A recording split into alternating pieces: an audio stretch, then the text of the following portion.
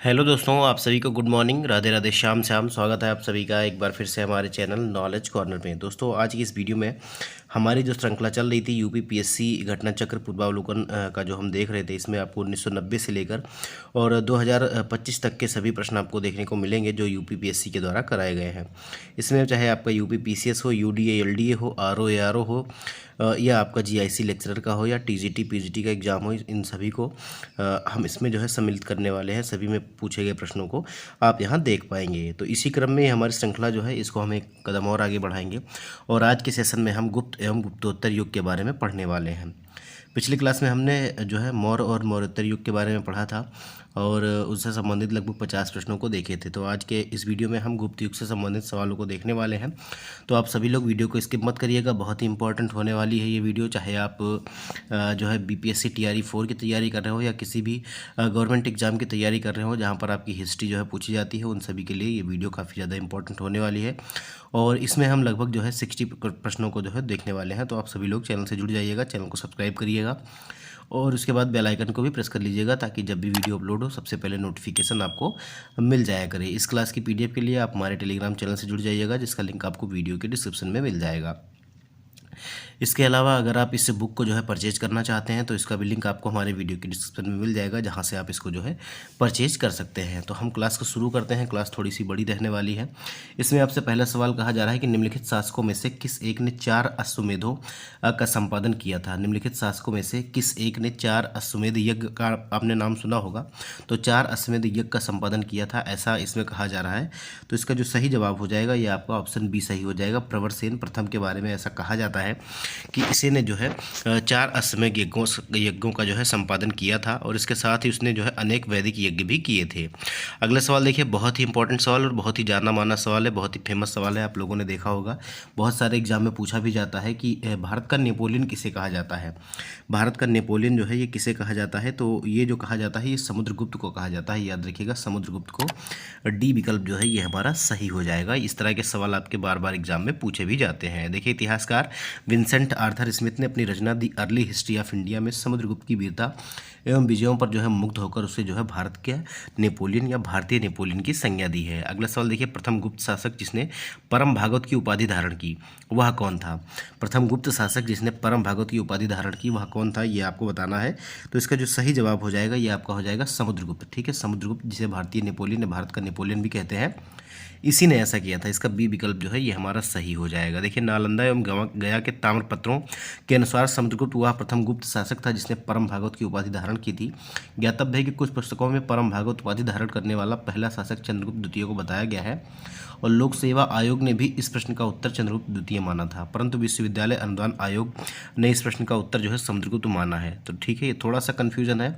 UGC ने जो है इसका जो जवाब है ये समुद्रगुप्त माना है, लेकिन जो है लोक सेवा आयोग ने इसको क्या माना है, चंद्रगुप्त द्वितीय माना है। तो आप जो है याद रखिएगा, अगली बार से जब भी क्वेश्चन मिलेगा आपको, चाहे वो चंद्रगुप्त द्वितीय हो ऑप्शन में या समुद्रगुप्त हो, दोनों एक साथ नहीं आएंगे। ठीक है, क्योंकि ये जो है 2009 और 2015 में 2 बार पूछा गया था सवाल, ये 2 बार रिपीट हुआ था। अब इसके लिए सभी को जो है नंबर दिए गए होंगे उस टाइम पे, सब जितने भी छात्र जो है, क्योंकि ये विवादित सवाल था। अगला सवाल देखिए कि इलाहाबाद का अशोक स्तंभ किसके शासन के बारे में सूचना प्रदान करता है, ये आपको बताना है। इलाहाबाद का जो अशोक स्तंभ है किसके बारे में सूचना प्रदान करता है, ये आपको बताना है। अब ये जो है किसके बारे में सूचना प्रदान करता है, तो ये डी विकल्प इसका सही हो जाएगा। समुद्रगुप्त के बारे में ये जो है सूचना आपको प्रदान करता है। देखिए, इलाहाबाद का जो अशोक स्तंभ है या अशोक अभिलेख है, इसमें जो है समुद्रगुप्त 335 ईस्वी से इनका शासनकाल 375 ईस्वी तक का था, इनके शासन के बारे में भी सूचना प्रदान करता है। इस स्तंभ पर समुद्रगुप्त के सामविधि ग्रहिक हरिसेन ने संस्कृत भाषा में प्रशंसात्मक वर्णन प्रस्तुत किया है, जिसे प्रयाग प्रशस्ति के नाम से भी जाना जाता है। इसमें समुद्रगुप्त के विजयों का जो है उल्लेख भी किया गया है। देखिए, प्रयाग प्रशस्ति जो है किसके सैन्य अभियानों के बारे में है, तो ये जो है समुद्रगुप्त के बारे में है, जो आपका प्रयाग में है या इलाहाबाद में है। देखिए, समुद्रगुप्त के प्रयाग प्रशस्ति वाले स्तंभ पर निम्नलिखित में से किसका लेख मिलता है, तो किसका लेख मिलता है ये आपको बताना है। तो इसमें जो है दारा सिकोह का लेख मिलता है। याद रखिएगा, डी विकल्प इसका जो है ये हमारा सही हो जाएगा। देखिए, प्रयाग प्रशस्ति समुद्रगुप्त के विषय में जो है जानकारी का महत्वपूर्ण स्रोत है और इसकी रचना समुद्रगुप्त के संधि विग्रहिक सचिव हरिसेन ने की थी और कनिंघम के अनुसार यह लेख मूलतः कौशाम्बी में खुदवाया गया था। अकबर ने इसे कौशाम्बी से मंगाकर इलाहाबाद के किले में स्थापित करवाया। इस पर जहांगीर का एक लेख रानी का अभिलेख एवं अशोक द्वारा कौशाम्बी के महामात्रों को संघ भेद रोकने के लिए दिए गए निर्देश भी उत्कीर्ण है। अगला सवाल देखिए, पृथिव्या प्रथम वीर उपाधि किसकी थी, ये आपको बताना है। पृथिव्या प्रथम वीर मतलब पृथ्वी का जो है प्रथम वीर, ये किसकी उपाधि थी, तो ये जो है समुद्रगुप्त की थी। याद रखिएगा, ए विकल्प जो है ये हमारा सही हो जाएगा। देखिए, इतिहासकार तेजराम शर्मा ने अपनी पुस्तक political history of the imperial Gupta's में उल्लेख किया है कि समुद्रगुप्त ने अश्वमेध यज्ञ किया, जिसके बाद उसने पृथिव्यामा प्रतिरथ की उपाधि ग्रहण की। इसका अर्थ है एक ऐसा व्यक्ति जिसे पृथ्वी पर कोई प्रतिद्वंदी ना हो। पृथ्वी का प्रथम वीर भी इसको कहा जाता है। और उत्तर प्रदेश लोक सेवा आयोग ने अपने संशोधित उत्तर पत्रक में इस प्रश्न को मूल्यांकन से बाहर कर दिया था। अगला सवाल देखिए, सूची 1 को जो है सूची 2 से सुमेलित कीजिए और नीचे दिए गए कूट से आपको सही उत्तर का चयन करना है। मैं थोड़ा सा छोटा कर देता हूं ताकि आपको जो है ये आपको चारों विकल्प दिख सकें, ताकि देखिए डी विकल्प है धनंजय। दक्षिण भारत के समुद्रगुप्त के समकालीन जो है नरेश थे और उनके राज्य कौन थे, ये आपको इससे मिलाना है। तो इसमें देखेंगे, अगर हम बात करें धनंजय, तो धनंजय कहाँ का शासक था, तो ये जो है कुस्तलपुर का शासक था। याद रखिएगा, कुस्तलपुर का। तो पहले का जो है 3 से मिला देंगे, पहले का 3 से मिला देंगे। देखिए, पहले का 3 केवल सी विकल्प में मिला है, तो इसीलिए एक ही मिलाते हुए हमारा आंसर जो है निकल कर सामने आ गया। तो सी विकल्प इसका सही हो जाएगा। बाकी नीलराज की बात करें तो अवमुक्त हो जाएगा। नीलराज कहाँ है, अवमुक्त पहले में है। उग्रसेन कहाँ का शासक था, तो ये जो है पालक्का का। ठीक है, पालक्का का, तो ये आपका 4 हो जाएगा। और विष्णु गोपा जो थे ये कांची के थे। तो इस प्रकार से कुछ मिलान इसका जो है वो हो जाएगा। अगला सवाल देखिए, पृथ्वी में निम्नलिखित में से किस गुप्त राजा का एक अन्य नाम देवगुप्त था। निम्नलिखित में से किस गुप्त राजा का एक अन्य नाम जो है ये देवगुप्त था, ये आपको बताना है। तो इसका जो सही जवाब हो जाएगा ये आपका कौन सा हो जाएगा दोस्तों, तो इसका सही जवाब हो जाएगा चंद्रगुप्त द्वितीय। चंद्रगुप्त द्वितीय का नाम जो था ये देवगुप्त भी था, याद रखिएगा। तो इसका बी विकल्प जो है ये हमारा सही हो जाएगा। यूपी पीसीएस मेंस 2007 में पूछा गया था। देखिए, गुप्त शासक चंद्रगुप्त द्वितीय, विक्रमादित्य का एक अन्य नाम देवगुप्त भी था और उनके अन्य नाम जो है देवराज और देवश्री भी मिलते हैं। अगला सवाल देखिए, दिल्ली की कुव्वतुल इस्लाम मस्जिद के प्रांगण में उन्नत प्रसिद्ध लौह स्तंभ किसकी स्मृति में है, ये आपको बताना है। दिल्ली की कुव्वतुल इस्लाम मस्जिद के प्रांगण में उन्नत प्रसिद्ध लौह स्तंभ जो है ये किसकी जो है स्मृति में है, ये आपको बताना है। तो ये जो है ये चंद्र के जो है किस में है, चंद्र के। ठीक है, इनकी स्मृति में है। बी विकल्प आपका जो है सही हो जाएगा। यहाँ पर देखिए, दिल्ली में मेहरौली नामक स्थान से मेहरौली लौह स्तंभ लेख प्राप्त हुआ है, जो वर्तमान में कुतुब मीनार के समीप है। इसमें चंद्र नामक किसी जो है राजा की उपलब्धियों का वर्णन किया गया है। ठीक है, जिसका समीकरण गुप्तवंशीय शासक चंद्रगुप्त द्वितीय से किया जाता है। एक मान्यता के अनुसार चंद्रगुप्त द्वितीय विक्रमादित्य के समय में मेहरौली लौह स्तंभ उदयगिरी पहाड़ियों के पास विष्णुगिरी में स्थित था और चंद्रगुप्त द्वितीय विष्णु का उपासक था। भगवान विष्णु के समान में ही उसने इस लौह स्तंभ का निर्माण कराया था और इस स्तंभ के शीर्ष भाग पर भगवान विष्णु के वाहन गरुड़ का चिन्ह जो है ये अंकित है। अगला सवाल देखिए, शक विजेता किसे जाना जाता है, शक विजेता के रूप में किसको जाना जाता है, तो इसका जो सही जवाब हो जाएगा ये आपका चंद्रगुप्त द्वितीय हो जाएगा। अभी इसका क्या नाम देखा था आपने, देवगुप्त और देवश्री, अन्य नामों से भी इनको जाना जाता है। तो सी विकल्प इसका सही हो जाएगा। यूपी यूडी और एलडीए प्री 2010 में यह सवाल आपका पूछा भी गया था। देखिए, गुप्त सम्राट चंद्रगुप्त द्वितीय विक्रमादित्य को शक विजेता भी कहा जाता है। पश्चिम भारत के अंतिम शक राजा रुद्र सिंह तृतीय को चंद्रगुप्त द्वितीय ने या इनको जो है विक्रमादित्य की उपाधि इनकी थी। चंद्रगुप्त द्वितीय विक्रमादित्य ने 5वीं सदी के प्रथम दशक में परास्त कर पश्चिमी भारत में शक सत्ता का उन्मूलन किया और शकों को हराने के कारण चंद्रगुप्त विक्रमादित्य की एक अन्य उपाधि जो है साकरी भी है। याद रखिएगा, साकरी भी है। और उसने इस उपलक्ष्य में जो है चांदी के सिक्के भी चलाए थे। अगला सवाल देखिए, चंद्रगुप्त 2 के संदर्भ में कौन सा कथन सही है, ये आपको बताना है। ठीक है, कौन से कथन सही है, यूपी पीसीएस का सवाल है, 2022 में पूछा गया था। तो अभी जो है थोड़ा सा लेटेस्ट ही सवाल है। देखिए, इसमें कहा जा रहा है कि शक विजय के संदर्भ में सबसे सबल प्रमाण इस नरेश की रजत मुद्राएं हैं। मतलब इनका कहना है कि जब इन्होंने शकों को हरा दिया था तो इन्होंने जो है मुद्राएं चलाई थी रजत की। ठीक है, तो ये तो बिल्कुल सही है। अभी आपने थोड़ी देर पहले ही एक्सप्लेनेशन में पढ़ा है। इन मुद्राओं की तौल लगभग 33 ग्रेन हुआ करती थी। तो ये भी आपका सही है। पहला और दूसरा जो है ये आपका दोनों सही हो जाएगा। ठीक है, देखिए यहाँ पर एक्सप्लेनेशन में भी आपका लिखा गया है। देखिए कि शक विजय के उपरांत चंद्रगुप्त द्वितीय ने शकों के अनुकरण पर पहली बार रजत मुद्राओं को जो है प्रचलित किया और इन मुद्राओं का वजन सामान्यतः 30 से 33 ग्रेन होता था। अतः प्रश्नगत दोनों कथन जो है ये आपके सही हो जाएंगे। अगला सवाल देखिए, क्वेश्चन नंबर नंबर 12वां कह रहा है कौन सा राजवंश हूणों के आक्रमण से अत्यंत विचलित हुआ। कौन सा राजवंश जो है ये हूणों के आक्रमण से जो है अत्यंत विचलित हुआ, तो इसका सही जवाब हो जाएगा गुप्त राजवंश। ठीक है, सी विकल्प जो है ये हमारा सही हो जाएगा। देखिए, हूणों का पहला भारतीय आक्रमण गुप्त सम्राट स्कंदगुप्त के शासनकाल में हुआ था और स्कंदगुप्त के हाथों वो बुरी तरह जो है परास्त हुए थे। यह आक्रमण एक धावा मात्र रहा और देश के ऊपर इसका कोई तत्कालिक प्रभाव नहीं पड़ा, किंतु परोक्ष रूप से इसने गुप्त साम्राज्य के पतन की गति को तेज कर दिया। स्कंदगुप्त की मृत्यु के बाद 5वीं शताब्दी ईस्वी के अंत तक 6वीं शताब्दी ईस्वी के प्रारंभ में उत्तर पश्चिम के कई क्षेत्रों पर हूणों ने जो है कब्जा कर लिया था। देखिए, हूणों ने भारत पर आक्रमण कब किया? तो स्कंदगुप्त के शासनकाल में। ये वन लाइनर का सवाल। निम्नलिखित में से किस गुप्त शासक ने हूणों को पराजित किया? तो ये स्कंदगुप्त हो जाएगा। और किस अभिलेख से ज्ञात होता है कि स्कंदगुप्त ने हूणों को पराजित किया था? तो ये कौन सा अभिलेख है? तो ये आपका भीतरी स्तंभ लेख है। याद रखिएगा, भीतरी स्तंभ लेख, ए विकल्प जो है ये हमारा सही हो जाएगा। यूपी आरओ और एआरओ का सवाल है और ये अभिलेख आपको जो है उत्तर प्रदेश के गाजीपुर जिले की सैदपुर तहसील में भीतरी नामक स्थान से मिलता है। इसमें पुष्यमित्रों और हूणों के साथ स्कंदगुप्त के जो है युद्ध का वर्णन मिलता है। उल्लेखनीय है कि हूणों का पहला भारतीय आक्रमण गुप्त सम्राट स्कंदगुप्त के शासनकाल में हुआ, जिसमें वे स्कंदगुप्त को से बुरी तरह जो है पराजित हो गए थे। कौन? हूण लोग। अगला सवाल देखिए, मंदसौर प्रशस्ति की किस शासक की उपलब्धियों का वर्णन है? मंदसौर प्रशस्ति में जो है किस शासक की उपलब्धियों का वर्णन है? तो इसमें जो है कुमारगुप्त प्रथम या कुमारगुप्त फर्स्ट का जो है इनकी उपलब्धियों का वर्णन है। तो डी विकल्प इसका जो है ये हमारा सही हो जाएगा। देखिए, कुमारगुप्त प्रथम का समकालीन जो है वत्स भट्ट एक स्थानीय कवि था। उसने मालवा में मंदसौर या 10 प्रशस्ति की जो है रचना की थी और मंदसौर प्रशस्ति कुमारगुप्त एक की उपलब्धियों का विवरण है, प्रस्तुत करती है। ये इसी का विवरण है। ये इस प्रशस्ति में तंतुवाय श्रेणी संगठन का वर्णन किया गया है। वहीं साथ ही सूर्य मंदिर के वर्णन से उस नगर में प्रचलित सूर्योपासना की धार्मिक भावनाओं को तथा मालवा में प्रचलित जो है शिखर युक्त प्राचीन मंदिरों की वास्तुगत विशेषताओं का भी जो है निरूपण किया गया है। अगला सवाल देखिए, कौन सा सही सुमेलित नहीं है, ये आपको बताना है। तो अभी आपने ऊपर ही देखा कुमारगुप्त एक से जो संबंधित अभिलेख है ये आपका मंदसौर अभिलेख है। ठीक है, मंदसौर अभिलेख है। और पतिक जो है ये आपका तक्षशिला अभिलेख से संबंधित है। चंद्रगुप्त द्वितीय से जो है ये आपका जो है उदयगिरी गुहा अभिलेख है। ये प्रभावती गुप्ता से नहीं है, ये चंद्रगुप्त द्वितीय से है। याद रखिएगा, इसीलिए आपका सी विकल्प जो है यही आपका जो है सही हो जाएगा, क्योंकि गलत पूछा है ये और यही गलत है। ठीक है, बाकी समुद्रगुप्त का जो है एरण अभिलेख है। देखिए, कुमारगुप्त एक का जो है मंदसौर अभिलेख है, पतिक का तक्षशिला अभिलेख है, चंद्रगुप्त द्वितीय का जो है उदयगिरी गुहा अभिलेख है, बाकी समुद्रगुप्त का एरण अभिलेख है। देखिए, प्रभावती जो गुप्ता है इनका उदयगिरी से कोई अभिलेख जो है प्राप्त नहीं हुआ है। फिर से कह रहा है कि कौन सा सुमेलित नहीं है, आपको बताना है।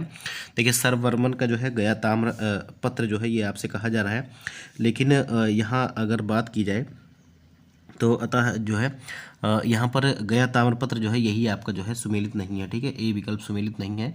बाकी ईश्वर वर्मन जौनपुर प्रस्तर अभिलेख और ईशान वर्मन का जो है हरहा पाषाण अभिलेख और जीवित गुप्ता 2 का जो है देव वर्णाक अभिलेख इनसे संबंधित है। देखिए, सर्व वर्मन का ताम्र मुद्दा अभिलेख असीरगढ़ से प्राप्त हुआ है, ना कि गया से। अब यहाँ पर आपका क्या दिया गया है? ये गया ताम्रपत्र दिया गया है। ठीक है, तो ये जो है असीरगढ़ से प्राप्त हुआ है, इसमें यही गलत था, ना कि गया से ये प्राप्त हुआ है। गया ताम्रपत्र जो है ये समुद्रगुप्त से संबंधित है, अतः विकल्प ए आपका जो है सही सुमेलित नहीं है। अगला सवाल देखिए, सूची 1 को जो है सूची 2 से सुमेलित करना है। एक तरफ शासक दिए गए हैं और उनकी रानियां दी गई हैं। यूपी बीईओ प्री 2019 का सवाल है। तो अगर हम बात करें चंद्रगुप्त, तो इनकी जो रानी थी, चंद्रगुप्त द्वितीय की जो रानी थी इनका नाम, चंद्रगुप्त की जो रानी थी इनका नाम था, क्या नाम था? तो कुमार देवी। ठीक है, कुमार देवी नाम था। तो पहले का 3 हो जाएगा, पहले का 3 केवल ए विकल्प में लगा हुआ है, देखिए, इसीलिए हमारा सही हो जाएगा। अब बी का 1 हो जाएगा, समुद्रगुप्त की दत्ता देवी। इसके अलावा चंद्रगुप्त द्वितीय की कुबेर नागा और कुमारगुप्त प्रथम की जो है अनंत देवी। तो ये आपका कुछ इस मिलान इस प्रकार से हो जाएगा। अगला सवाल देखिए, सूची 1 को फिर सूची 2 से मिलान करना है और नीचे दिए गए कूट से आपको सही उत्तर का चयन करना है। देखिए, एक तरफ सम्राट दिया गया है और एक तरफ जो है इनका वो दिया गया है विरुद्ध। ठीक है, विरुद्ध का मतलब क्या हो गया कि इनको जो है उपाधि कौन कौन सी जो है प्राप्त थी, ये ऐसा कहा जा रहा है। थोड़ा सा कन्फ्यूजन करने वाला जो है ये जो विरुद्ध लिखा गया है, मतलब इनके उपनाम से आपको इनको जोड़ना है। तो चंद्रगुप्त को क्या कह देते थे? प्रियदर्शनी कहा जाता था इनको, याद रखिएगा। देवनाम प्रियदर्शी ऐसे करके इनका नाम था। ठीक है, तो ये हो जाएगा पहले का 2, ठीक है। पहले का 2 केवल सी विकल्प में लगा है। देखिए एक ही मिलाते हुए हमारा आंसर निकल के सामने आ जा रहा है। तो कुछ इस प्रकार से जिसको आप जानते हैं उसको पहले मिलाया कीजिए, ठीक है। अभी आपने देखा चंद्रगुप्त 2 को हम विक्रमादित्य कह रहे थे, तो इनका जो है 4 से हो जाएगा। स्कंदगुप्त को जो है क्रमादित्य भी कहा जाता था और समुद्रगुप्त को जो है परक्रमांक भी कहा जाता था। तो कुछ इस प्रकार से इसका मिलान हो जाएगा। देखिए अगला सवाल देखिए, प्राचीन व्यापार के संदर्भ में निम्नलिखित कथनों पर विचार कीजिए। यूपी पीसीएस प्री 2024 का सवाल है। कह रहा है प्राचीन भारत में बहुत से नदी बंदरगाह के संदर्भ मिलते हैं। प्राचीन भारत में बहुत से नदी बंदरगाह के संदर्भ मिलते हैं और यहाँ सामान और यातायात के बड़े गोदाम थे, ऐसा कहा जा रहा है। तो ये बिल्कुल सही हो जाएगा। दोनों आपके कथन जो है ये सही हो जाएंगे, ठीक है। तो इसका जो है एक और दो दोनों कथन जो है ये आपका सही हो जाएगा। ये 2024 का सवाल था। देखिए प्राचीन भारत में नदी और बंदरगाह व्यापक और यातायात के प्रमुख केंद्र थे। ये तो आप जानते ही हैं। जैसे लोथल हो गया आपका, पहले मिलता था बंदरगाह। हड़प्पा सभ्यता में लोथल जैसे नदी बंदरगाह और बड़े गोदामों के प्रमाण मिलते हैं और ऐतिहासिक काल में गंगा, सिंधु और कावेरी जैसी नदियां व्यापार और परिवहन का मार्ग प्रदान करती थीं तथा जो है मुजरी, सोपारा, भृगुकक्ष, कोरकई, ताम्रलिप्ति, पुहार जैसे बंदरगाह रोमन और दक्षिण पूर्व एशियाई व्यापार के लिए प्रसिद्ध थे। प्राचीन भारत में बड़े गोदामों में अनाज और सामान का संग्रह होता था जो व्यापार को संगठित बनाते थे। अतः एक और कथन जो दो है ये आपका सही हो जाएगा। देखिए गुप्त काल में उत्तर भारतीय व्यापार निम्नलिखित में से किस एक पत्तन से होता था, ये आपको बताना है। मतलब कौन से बंदरगाह से उत्तर भारतीय व्यापार जो है संचालित होता था। तो इसका सही जवाब कौन सा हो जाएगा? तो सही जवाब हो जाएगा ताम्रलिप्ति, ठीक है। ताम्रलिप्ति जो है ये आपका सही हो जाएगा। देखिए यूपीपीएससी आरआई में 2014 में ये सवाल आपका पूछा गया था। देखिए गुप्त काल में ताम्रलिप्ति बंगाल का एक प्रमुख बंदरगाह था जहाँ से उत्तर भारतीय व्यापार दक्षिण पूर्व एशिया, चीन, लंका, जावा, सुमात्रा आदि देशों के साथ होता था। पश्चिमी भारत का प्रमुख बंदरगाह भृगुकक्ष या भड़ोच था जहाँ से उत्तर भारत का पश्चिमी देशों के साथ समुद्री व्यापार होता था। गुप्त काल में उत्तर भारत का सर्वाधिक व्यापार दक्षिण पूर्व एशिया से होता था। अतः इस काल का प्रमुख बंदरगाह जो है ताम्रलिप्ति था, परंतु अंतर बंदरगाहों जैसे भड़ोच, कल्याण, काम्बे आदि से भी उत्तर भारतीय व्यापार होता था। अतः उपयुक्त प्रश्न में सर्वाधिक उपयुक्त जो है यह आपका उपयुक्त उत्तर जो है ये ताम्रलिप्ति हो जाएगा। साथ ही यदि विकल्प में उपयुक्त सभी का ऑप्शन होता मतलब तो सभी हो जाते। अगला सवाल देखिए, ये भी स्टार मार्क किया गया है आयोग के द्वारा कि निम्नलिखित में से कौन गुप्त काल में अपनी आयुर्विज्ञान विषयक रचना के लिए जाना जाता है। आयुर्विज्ञान विषयक रचनाओं के लिए जाना जाता है। तो इनमें से कौन जाना जाता है ये आपको थोड़ा सा जब आप एक्सप्लेनेशन देखेंगे तो आपको पता चल जाएगा। देखिए सुश्रुत को शल्य क्रिया का जनक माना जाता है, ये आप सभी लोग जानते ही होंगे। यह काशी के रहने वाले थे। इनका काल जो था लगभग 600 ईसा पूर्व माना जाता है और शौनक ऋग्वेद कालीन ऋषि थे। शूद्रक जो है गुप्तकालीन नाटककार थे और सौमिल गुप्तकालीन नाटककार हैं जिसे कालिदास ने भास और कविपुत्र के साथ याद किया है। इस प्रकार गुप्त काल में औषधि के क्षेत्र में उपयुक्त में से किसी ने जो है कार्य नहीं किया है। चूंकि गुप्त काल का प्रारंभ 275 ईस्वी से माना जाता है, श्रीगुप्त से इसका प्रारंभ माना जाता है, जो सुश्रुत के मान्यकाल प्रायः 600 बीसी से 1500 बीसी के करीब 1000 वर्ष बाद का है।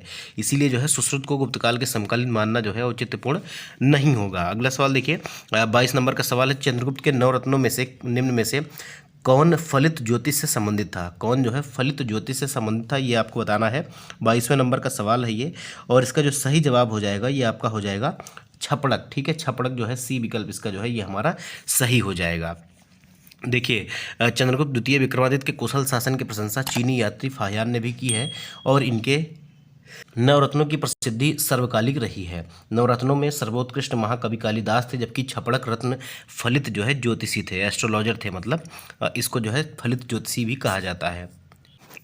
देखिए गुप्त स्वर्ण मुद्रा को कहा जाता था। गुप्त काल की जो स्वर्ण मुद्रा थी इनको क्या कहा जाता था ये आपको बताना है। तो इनको जो है दीनार कहा जाता था। पहले भी हमने इस तरह के सवाल देखे अपने पिछले भी सेशन में, तो दीनार कहा जाता था। बी विकल्प इसका सही हो जाएगा। देखिए गुप्त काल में स्वर्ण मुद्रा जो होती थी इसको दीनार कहा जाता था। चीनी यात्री फाहियान के अनुसार लोग दैनिक क्रय विक्रय में कौड़ियों का प्रयोग करते थे। अगला सवाल देखिए, गुप्तकालीन रजत मुद्राओं के नाम क्या थे? अब रजत मुद्रा का नाम बताना है। रजत मुद्रा का नाम क्या था? तो इसको रूपक कहा जाता था। सी विकल्प जो है ये हमारा सही हो जाएगा। देखिए गुप्त शासकों के सिक्कों उत्तर प्रदेश, बिहार, बंगाल, मध्य प्रदेश, राजस्थान और उड़ीसा में पाए गए हैं। और सिक्कों का सबसे प्रसिद्ध प्राप्ति स्थल जो है राजस्थान का भरतपुर है और इनके द्वारा जारी किए गए चांदी के सिक्के रूपक कहलाते थे तथा स्वर्ण मुद्राएं जो है इनको दीनार कहा जाता था। देखिए निम्नलिखित में से किस गुप्त शासक ने सर्वप्रथम सिक्के जारी किए थे? तो सबसे पहले सिक्के किसने जारी किए थे ये आपको बताना है। तो सिक्के जारी करने का जो श्रेय है ये किसको जाता है? सबसे पहले तो इसका जो सही जवाब हो जाएगा ये आपका हो जाएगा चंद्रगुप्त प्रथम। ठीक है, चंद्रगुप्त प्रथम जो है ए विकल्प इसका जो है सही हो जाएगा। यूपीपीसीएस मेंस 2010 और प्री 2011 में 2 बार ये सवाल आपका पूछा गया था। देखिए, गुप्त शासकों में चंद्रगुप्त प्रथम द्वारा सर्वप्रथम सिक्के जारी किए गए। चंद्रगुप्त प्रथम के पूर्व के शासकों श्रीगुप्त और घटोत्कच द्वारा सिक्के जारी करने का कोई साक्ष्य जो है उपलब्ध नहीं है। देखिए, रजत सिक्के जारी करने वाला पहला गुप्त शासक कौन था ये आपको बताना है। रजत के सिक्के ये आपके किसने जारी किए थे, तो ये आपका हो जाएगा चंद्रगुप्त द्वितीय। इसका सी विकल्प जो है ये हमारा सही हो जाएगा। यूपी, यूडी और एलडीए में ये सवाल आपका पूछा गया था। देखिए, रजत सिक्के जारी करने वाला प्रथम जो शासक था ये चंद्रगुप्त द्वितीय विक्रमादित्य था, जिन्हें गुप्त काल में रूपक कहा जाता था। चंद्रगुप्त द्वितीय ने शक मुद्राओं के ही अनुकरण पर रजत मुद्राओं को उत्कीर्ण करवाया था। अगला सवाल देखिए, सती प्रथा का प्रथम अभिलेखीय साक्ष्य प्राप्त हुआ है कहाँ से, ये आपको बताना है। तो सती प्रथा का जो प्रथम अभिलेखीय साक्ष्य प्राप्त हुआ है ये एरण अभिलेख से मिलता है। ए विकल्प जो है ये हमारा सही हो जाएगा। देखिए, सती प्रथा का प्रथम अभिलेखिक साक्ष्य एरण से प्राप्त हुआ है और यह अभिलेख 510 ईस्वी का है, जिसमें गोपराज नामक सेनापति की स्त्री पति के साथ जो है ये सती होने का इनका प्रमाण मिलता है। अगला सवाल देखिए, प्राचीन भारत में किस वंश का शासनकाल स्वर्णयुग कहा जाता था। प्राचीन भारत में जो है किस वंश का शासनकाल जो है वो स्वर्णयुग कहा जाता था, ये आपको बताना है। तो ये जो है गुप्त काल हो जाएगा। सी विकल्प इसका हमारा सही हो जाएगा। अगला सवाल देखिए, थोड़ा सा इसका एक्सप्लेनेशन भी देख लेते हैं, क्योंकि सभी का एक्सप्लेनेशन देख रहे हैं तो इसको भी देखेंगे। देखिए, गुप्त काल को इतिहासकारों ने भारत का स्वर्ण युग कहा है। इस काल को क्लासिक युग या भारत का पेरिक्लीन युग भी कहा जाता है। अपनी जिन विशेषताओं के कारण गुप्त काल को स्वर्ण काल कहा जाता है वे इस प्रकार है। महान सम्राटों का काल, श्रेष्ठ शासन, आर्थिक समृद्धि, धार्मिक सहिष्णुता का काल, भारतीय संस्कृति के प्रचार का काल, साहित्य, विज्ञान एवं कला के उत्कर्ष का काल। अगला सवाल देखिए, निम्न में से कौन गुप्तकालीन प्रशासनिक विभाजन का सही अनुक्रम है, ये आपको बताना है। ठीक है, सही अनुक्रम कौन सा है ये आपको बताना है। तो सबसे पहले इसमें आता था, सबसे पहले जो आता था वो आता था भुक्ति, फिर विषय, फिर वीथी, फिर ग्राम। तो ए विकल्प इसका जो है ये हमारा सही हो जाएगा। यूपी आरओ और एआरओ में ये सवाल आपका पूछा गया है।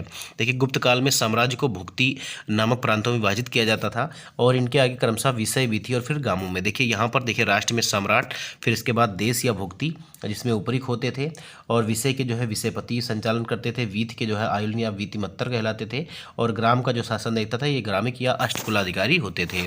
तो इस प्रकार से इसका जो है व्याख्या कुछ एक्सप्लेनेशन कुछ इस प्रकार से हो जाएगा। अगला सवाल देखिए, निम्न में से किस काल में स्त्रियों की पुरुषों से बराबरी थी। निम्नलिखित में से किस काल में स्त्रियों की जो है पुरुषों से बराबरी थी, ये आपको बताना है। कौन से नंबर का सवाल है, क्वेश्चन नंबर 30 है इसका। तो इसका सही जवाब जो हो जाएगा ये आपका हो जाएगा इनमें से कोई भी नहीं, डी विकल्प जो है ये हमारा सही हो जाएगा, ऐसा माना गया है।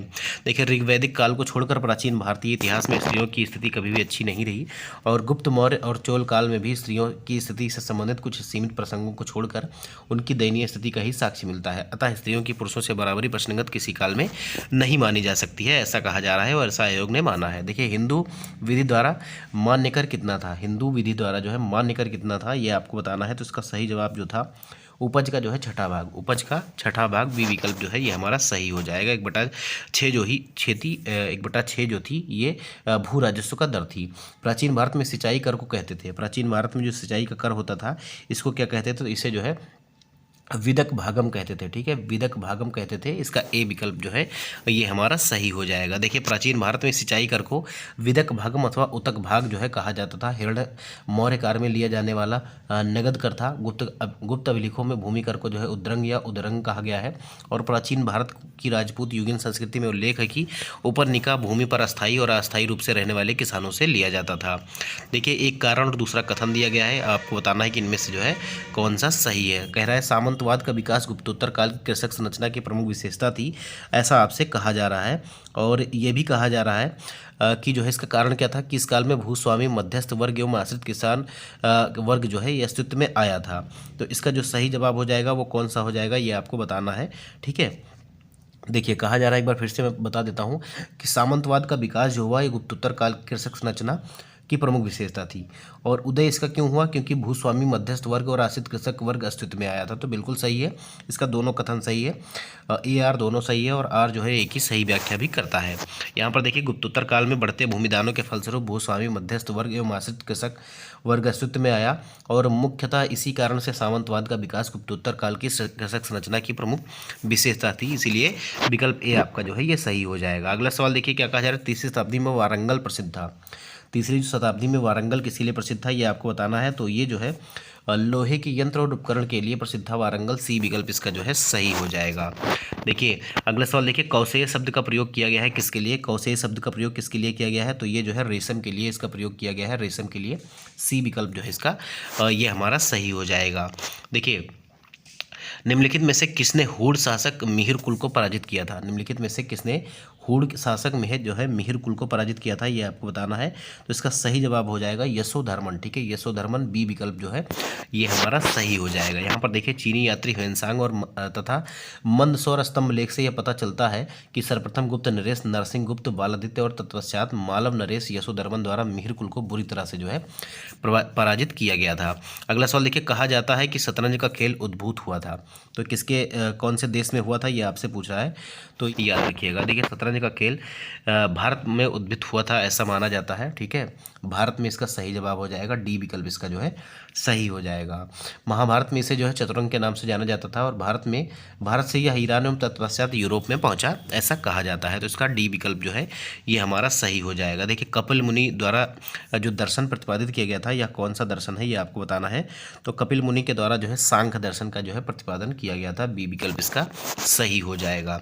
देखिए सांख्य दर्शन भारतीय दर्शन के प्राचीनतम संप्रदायों में परिगणित है और महर्षि कपिल को सांख्य दर्शन का प्रतिष्ठापक आचार्य माना जाता है। कहा जाता है कि उन्होंने सांख्य सूत्र ग्रंथ की रचना भी की थी।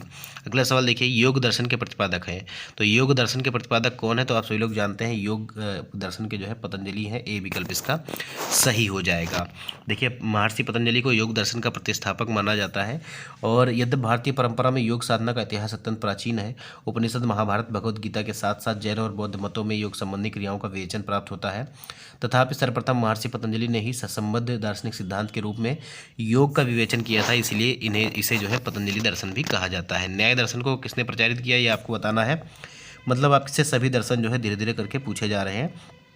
तो न्याय दर्शन जो है ये गौतम ने, ठीक है, गौतम ने, बी विकल्प इसका जो है ये हमारा सही हो जाएगा। देखिए न्याय दर्शन का प्रवर्तन जो है किसने किया? गौतम ने किया, जिन्हें अच्छपाद भी कहा जाता है। न्याय शब्द का अर्थ या तर्क है, निर्णय होता है। न्याय दर्शन में 16 पदार्थों या तत्वों का अस्तित्व स्वीकार किया गया था और न्याय दर्शन का मूल ग्रंथ जो है गौतम कृत जो है न्याय सूत्र है। अगला सवाल देखिए, निम्नलिखित में से कौन सा युग्म जो है प्रदर्शन प्रचारक सही सुमेलित है ये आपको बताना है। देखिए वैशेषिक का ये देखिए ये पतंजलि नहीं होगा, ठीक है। न्याय दर्शन किसने दिया था? तो गौतम मुनि ने दिया। पूर्व मीमांसा दर्शन जैमिनी ने दिया। सांख्य दर्शन कपिल मुनि ने दिया।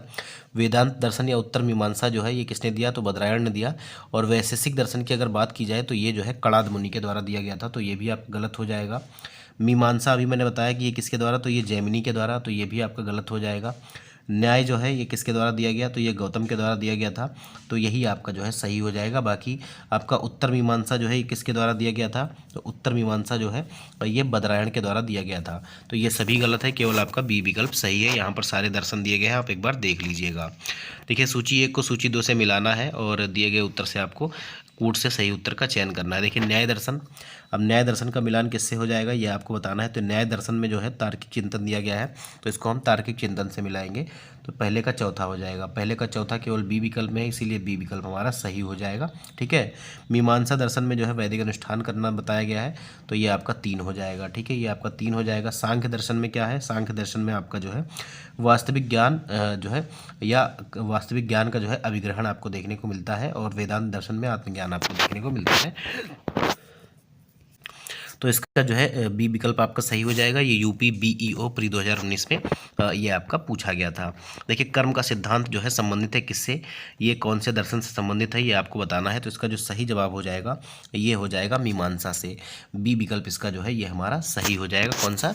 बी विकल्प इसका हमारा सही हो जाएगा। देखिए नव्य न्याय संप्रदाय स्कूल के जो है संस्थापक कौन थे? जो है नव्य न्याय संप्रदाय, इसके संस्थापक कौन थे? तो ऐसा माना जाता है कि इसके जो संस्थापक थे ये गंगेश और उदयन दोनों थे। इसको दोनों को ही सही माना गया है, याद रखिएगा बी और डी। कैसे माना गया है देखिए, मिथिला के प्रसिद्ध तर्कवादी उदयन या उदयनाचार्य न्याय दर्शन के प्रख्यात विद्वान थे।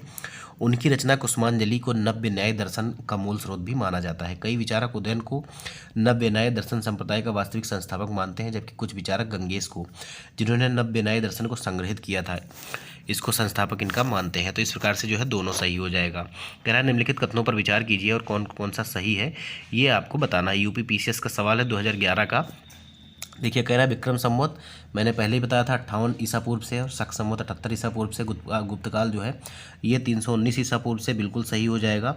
और जो है भारत में मुसलमान शासन का युग जो है 1192 से शुरू हुआ। तो ये आपका चारों जो है यहाँ पर सही हो जाएगा। ठीक है, आपको बताना है कि इनमें से सही कौन सा है, तो ये चारों जो है ये हमारे सही हो जाएंगे। ठीक, तो 1 2 3 4 डी विकल्प इसका जो है ये हमारा सही हो जाएगा। एक्सप्लेनेशन देखिए, इसका तो मैंने पहले ही बताया हुआ था पिछले सेशन में कि शक संवत और जो है विक्रम संवत की शुरुआत कब हुई थी।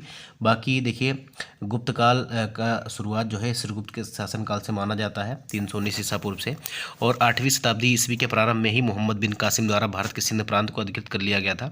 परंतु भारत में मुसलमान शासन का युग जो है मोहम्मद गोरी के तराइन के युद्ध के विजय में 1192 से प्रारंभ माना जाता है। और इस प्रकार प्रश्नगत चारों कथन सही है। यद्यपि गुप्त काल के प्रारंभ से आशय श्रीगुप्त से हो और भारत में मुस्लिम शासन का युग जो है 1206 गुलाम वंश की स्थापना से माना जाए, तो अभीष्ट विकल्प जो होगा ये कौन सा हो जाएगा, ए हो जाएगा। ठीक है, कौन कौन सा, केवल और केवल 1 और 2 सही हो जाएगा, बाकी 3 और 4 गलत हो जाएंगे।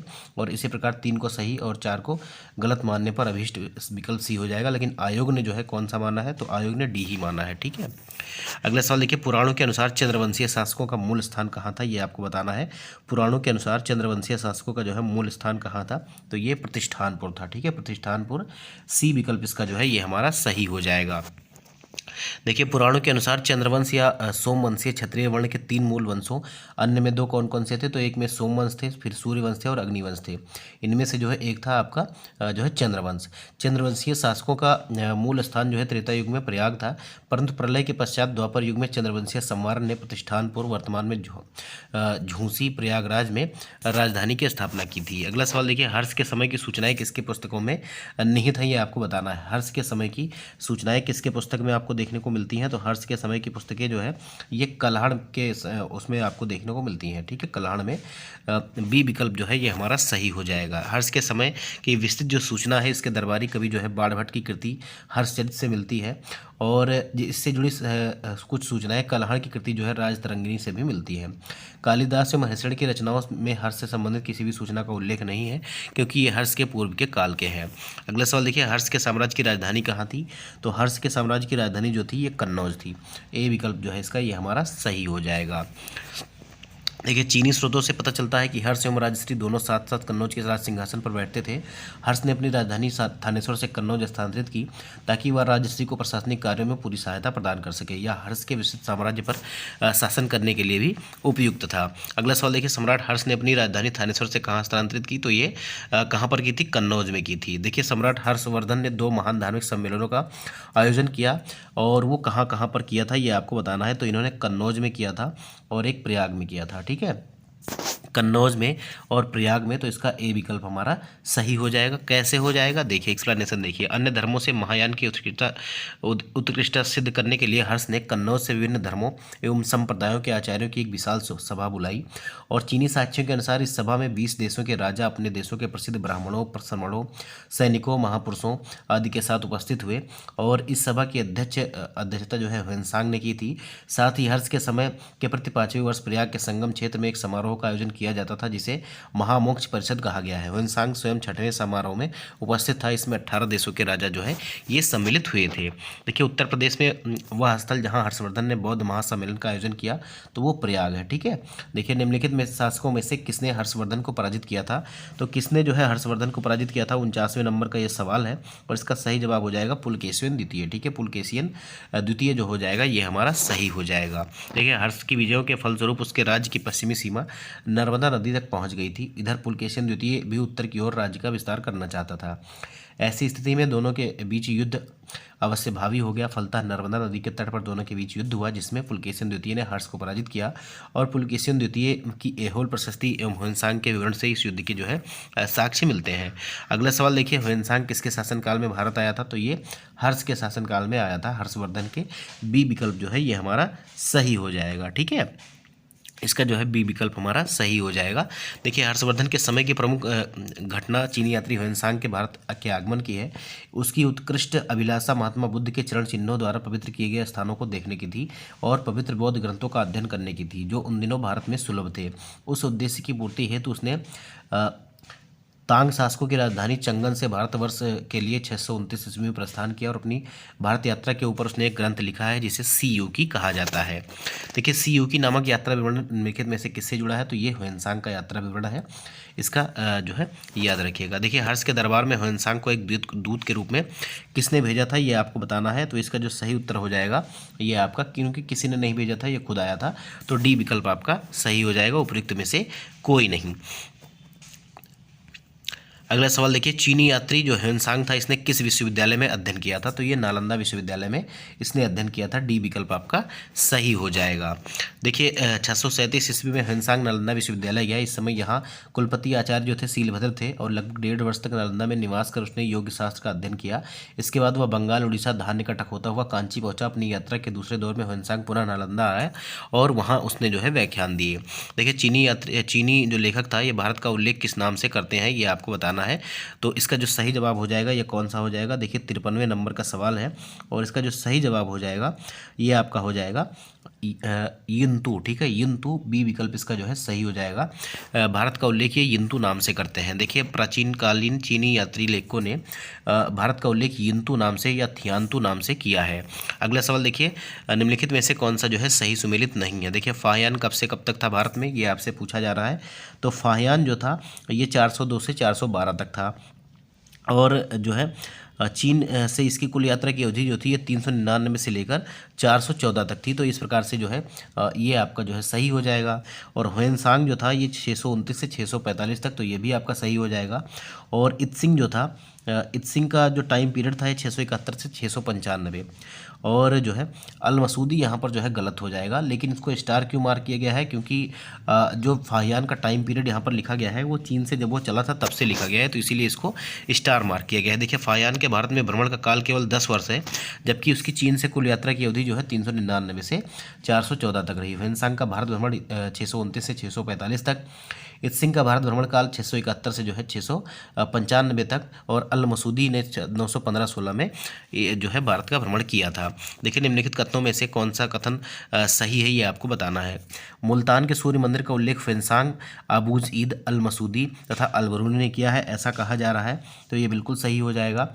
और कहा जा रहा है शामपुर यात्रोत्सव सूर्य पूजा से संबंधित था, तो ये दोनों आपके कथन सही हैं और सी विकल्प इसका जो है सही हो जाएगा। एक्सप्लेनेशन आप देखेंगे तो आप समझ जाएंगे। देखिए निम्नलिखित कथनों में से कौन सा जो है 8वीं शताब्दी के संत शंकराचार्य के बारे में सही नहीं है, तो इनमें से कौन सा ऐसा कथन है जो शंकराचार्य के बारे में सही नहीं है, ये आपको बताना है। तो देखिए उन्होंने प्रयाग को तीर्थराज नाम दिया था। देखिए प्रयाग को तीर्थराज नाम इन्होंने नहीं दिया था, ये आपका जो है गलत हो जाएगा। बाकी उन्होंने भारत के विभिन्न क्षेत्रों में 4 धाम स्थापित किए, उन्होंने बौद्ध तथा जैन धर्मों के विस्तार पर रोक लगाई और उन्होंने वेदांत का प्रसार किया, ये सभी इनका सही हो जाएगा। देखिए इनका जन्म जो है कहाँ पर हुआ था, केरल के एक छोटे से गांव में हुआ था, कराड़ी।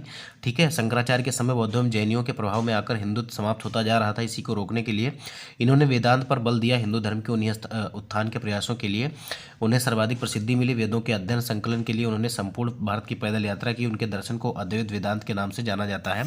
शंकराचार्य द्वारा स्थापित 4 जो मठ है वर्तमान में भी हिंदू धर्म के पथ प्रदर्शक माने जाते हैं। इनका विवरण इस प्रकार है। श्रृंगेरी कर्नाटक दक्षिण में, द्वारका जो है ये गुजरात पश्चिम में, और पुरी जो है ये पूर्व में, उड़ीसा जो है ये पूर्व में कहा जाता है, और ज्योतिर्मठ या जोशीमठ जो है उत्तराखंड में आपको उत्तर दिशा में मिलता है। प्रयाग का तीर्थराज नाम जो है पौराणिक काल से ही मिलता है, इसका नाम किसी ने नहीं किया है। देखिए आदि शंकर जो बाद में शंकराचार्य बने उनका जन्म हुआ था, तो उनका जन्म जो है केरल में हुआ था। इसके अलावा आपसे कहा जा रहा है कि आदि शंकराचार्य द्वारा स्थापित 4 मठ कहाँ कहाँ है, तो ये जोशीमठ, द्वारका, पुरी और श्रृंगेरी। 57वें नंबर का सवाल है, निम्नलिखित जोड़ों में से कौन सा जो है सही सुमेलित नहीं है, ये आपको बताना है। तो सही सुमेलित आपका जो है देखिए हरिसेन कहा जा रहा है कि हरिसेन के जो है ये हर्ष के टाइम पे, देखिए ये हर्ष के टाइम पे नहीं, ये जो है समुद्रगुप्त का जो है संधि विग्रहिक था। आपने अभी पहले जब मैंने बताया था तो ये आपने देखा होगा, तो सी विकल्प आपका गलत है। बाकी रवि कीर्ति जो है ये पुलकेशन द्वितीय है, भवभूति जो है कन्नौज केशव वर्मन, और दंडी जो है ये नरसिंह वर्मन थे। देखिए अब हरिसेन प्रयाग प्रशस्ति का रचयिता तथा समुद्रगुप्त का जो है संधि विग्रहिक सचिव था, जबकि हर्ष का दरबारी कवि बाणभट्ट था। अन्य विकल्पों के युग्म जो है ये सुमेलित है। अगला सवाल देखिए, नीचे दिए गए आपको कूट को सही मिलाना है और कूट से आपको सही उत्तर का चयन करना है। यहाँ पर आपसे कहा जाए दरबारी कवि और राजा। अब देखिए अमीर खुसरो किसका दरबारी कवि था ये आपको बताना है, तो इसका जो सही जवाब हो जाएगा ये आपका अलाउद्दीन खिलजी। ठीक है, अलाउद्दीन खिलजी, तो ये आपका पहले का चौथा हो जाएगा। इसके अलावा अगर हम बात करेंगे तो कालिदास जो है ये चंद्रगुप्त द्वितीय के टाइम पे थे, तो ये आपका 4 के बाद 1 हो जाएगा और 4 के बाद 1 आपका बी विकल्प में है, इसीलिए बी विकल्प आपका सही हो जाएगा। हरिसेन जो है ये समुद्रगुप्त से और बाणभट्ट जो है ये हर्षवर्धन से, तो इसका जो है बी विकल्प हमारा सही हो जाएगा। तो ये आज के सेशन का लास्ट सवाल था दोस्तों। अगले सेशन में हम जो है अपने अगले टॉपिक को देखेंगे, जिसमें हम कौन सा टॉपिक देखेंगे मैं आपको पहले बता देता हूँ। प्राचीन भारत में स्थापत्य कला, इसका जो है हम कल देखने वाले हैं, और मुश्किल से जो है 1-2 सेशन में आपकी एंशिएंट हिस्ट्री कंप्लीट हो जाएगी। तो आप सभी लोग जो है सेशन को अपना प्यार दीजिएगा, हमारे साथ बने रहिएगा, चैनल को सब्सक्राइब करिएगा, वीडियो को लाइक करिएगा। अगर आपके कुछ क्वेश्चन है या आपके कोई सुझाव हैं तो आपको उसको कमेंट बॉक्स में जरूर दीजिएगा। मिलते हैं अगले वीडियो में, तब तक के लिए जय हिंद, जय भारत, नमस्कार।